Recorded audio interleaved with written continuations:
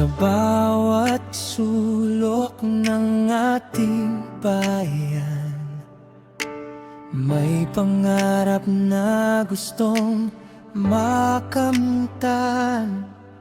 Kahirapan ay ating lalabanan, sa tulong ng pagkakaisa't dasal ng sambayanan.